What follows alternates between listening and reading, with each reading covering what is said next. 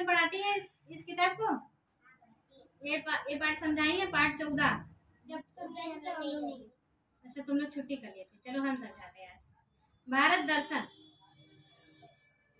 इनकी उनकी बातें। इस देश का प्रत्येक राज्य अपनी अपनी अलग विशेषताएं रखता है। यहाँ निवासियों को भारतीय होने का गर्व है। गर्व दो किस्म का होता है, जैसे कोई अच्छा काम करके आता है उसके ऊपर गर्व। एक माँ गर्भ धारण करती है अपने बच्चे को जन्म देने के लिए, और दोनों गर्भ अच्छे अच्छे, ठीक। इसी गर्व का एहसास उन्हें एक सूत्र में पिरो कर रखता है। पिरो कर रखना मतलब जोड़ कर रखना, एक दूसरे से मिला कर रखना, मिलजुल कर। Very good. भारत को अच्छी तरह से जानने के लिए भारत दर्शन करना आवश्यक है। क्या करना आवश्यक है? दर्शन करना। भारत दर्शन, इसी मनोरंजक यात्रा में हम कुछ मुख्य पर्यटन स्थलों की सैर करने चलेंगे, ठीक। मनोरंजक यात्रा, हमारा पहला पड़ाव है लखनऊ।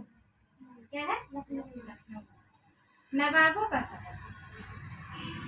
लखनऊ को नवाबों का शहर कहा जाता है। क्या कहा जाता है? नाम से प्रसिद्ध है लखनऊ शहर। उत्तर प्रदेश की राजधानी है लखनऊ, ठीक। गोमती नदी इसके बीच से होकर गुजरती है। कौन सी नदी? गोमती नदी। सड़क मार्ग, रेल मार्ग तथा वायु मार्ग लखनऊ आसानी से पहुंचा जा सकता है। यहाँ के मुख्य रेलवे स्टेशन नाम चारबाग। चारबाग तुम गए हो? मैं गई हूँ, चलो तुम गए हो, ठीक। लखनऊ के स्टेशन है चारबाग, ये देखो यहाँ पे दिया है, हाँ चारबाग, ठीक। भारत के मुख्य शहरों से लखनऊ स्थित चौधरी चरण सिंह अंतरराष्ट्रीय हवाई अड्डा के लिए सीधी उड़ाने हैं। लखनऊ में हवाई अड्डे का नाम क्या है? चौधरी चरण। लखनऊ प्राचीन कोसल राज्य का हिस्सा था। यह भगवान राम की विरासत थी, जिसे उन्होंने अपने भाई लक्ष्मण को सौंप दिया था। समझे? लखनऊ भगवान राम जी का था, लक्ष्मण जी को दे दिया था, ठीक। चिकनकारी और लखनऊ के समीप स्थित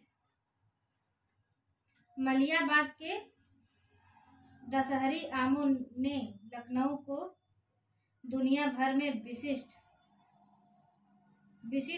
पहचान दी है। क्या दी है? विशिष्ट पहचान दी है। लखनऊ के आम भी प्रसिद्ध है, नामी है। खाए हो? नहीं ना? यही सब तो दिक्कतें, कहते खा पी लिया करो तुम लोग। खाओगे कि नहीं? ठीक। लखनऊ के विशिष्ट व्यंजनों को भी अलग ही विख्यात प्राप्त है, ठीक है। इमामबाड़े देखने लायक है। बड़ा इमामबाड़ा के नाम से प्रसिद्ध असाफी इमामबाड़ा अपना ऐतिहासिक और सांस्कृतिक महत्व रखता है। क्या रखता है? महत्व रखता है। इसका निर्माण असफ उदौला ने सन 1784 में कराया था। इस इमामबाड़े के प्रांगण में एक अनोखी भूल भुलैया भी है। भूल भुलैया की तंग गलियों में बड़ा इमामबाड़ा के बाहर बना रूमी दरवाजा भी देखने लायक है। चलेंगे किसी दिन देखने? चलिए, आप लोग को घुमाएंगे जरूर लखनऊ, हम तो गए हैं।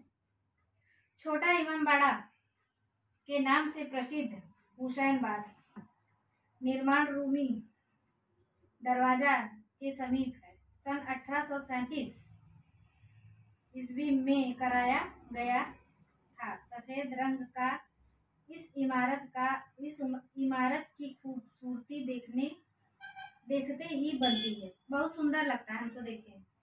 लखनऊ में कैसरबाग स्थित घंटाघर घंटा घर जानते हो क्या कहते हैं? वो जो जिसपे एक घड़ी बड़ी सी। Very good. घंटाघर भारत का सबसे ऊंचा घंटाघर माना जाता है। इस घंटाघर पे बनी घड़ी का आकार 12 वाले फूल जैसे हैं। लखनऊ में स्थित रेड्डी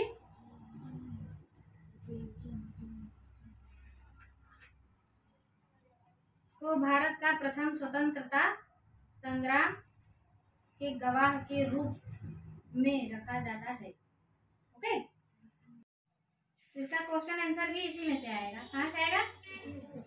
हाँ, भारत के निवासियों को किस बात का गर्व है? भारत के निवासियों को किस बात का गर्व है? आप बताइए आलोक।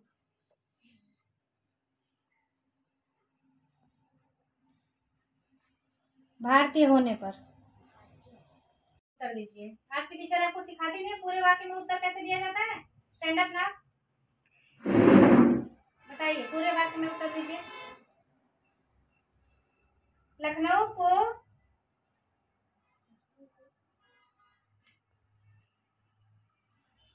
नवाबों का शहर कहा जाता है। लखनऊ को नवाबों का शहर कहा जाता है। पूरे वाक्य में उत्तर इस तरह दिया जाता है। गुरु गोविंद सिंह का जन्म कहाँ हुआ था? सिंह का जन्म कहाँ हुआ था? नहीं पता? हाफ ईयरली का पेपर दिए हो? तुम्हारी टीचर हाफ ईयरली का पेपर करा दी है, जाहिर सी बात है इसका क्वेश्चन आंसर भी कराई होंगी। हाँ, कैसे कराई है? ये पढ़ाई नहीं है तो ये पढ़ाई है तो याद होना चाहिए कि नहीं होना चाहिए? दशरथ माझी पार्ट 5, ठीक यही ना? विषय 5 पता नहीं क्या है। देखो इसका हम आपसे क्वेश्चन आंसर लेंगे, ठीक? दशरथ माझी का जन्म कहाँ हुआ था? दशरथ माझी का जन्म कहाँ हुआ था? हाफ ईयरली का पेपर हो चुका है।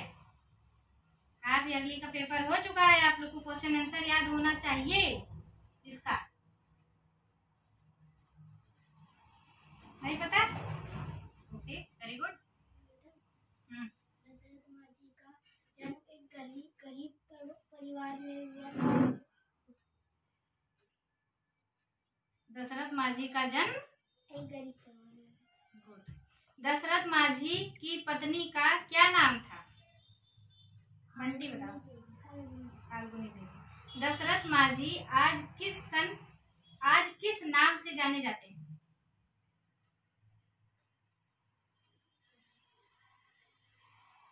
नहीं पता? इसीलिए कहते हैं पढ़ा करो, स्कूल के भरोसे मत रहो। सभी टीचर और सर से निवेदन है कि बच्चों पे विशेष ध्यान दें पढ़ाई लिखाई पे, क्योंकि आज मैं बहुत दिन बाद बैठ गई हूँ पढ़ाने, तो मुझे नहीं समझ में आ रहा है कि मेरे बच्चों को कुछ आ रहा है। तो आप लोगों से रिक्वेस्ट है हाथ जोड़कर कि जितनी है, क्योंकि बच्चों का भविष्य आप लोगों के हाथ में है, ठीक? माँ बाप अपने बच्चों को आप लोग के सहारे स्कूल में भेजते हैं कि आप लोग अच्छे से पढ़ाएंगे लिखाएंगे, लेकिन हम देख रहे हैं कि ना हिंदी पढ़ रहे हैं, ना इंग्लिश पढ़ रहे हैं, ना कोई क्वेश्चन आंसर इनको आ रहा है। तो प्लीज़ सभी टीचर से हाथ जोड़कर रिक्वेस्ट है कि बच्चों पे विशेष तरह का ध्यान दिया जाए। ये बच्चे आपके और हमारे भविष्य हैं इस देश का।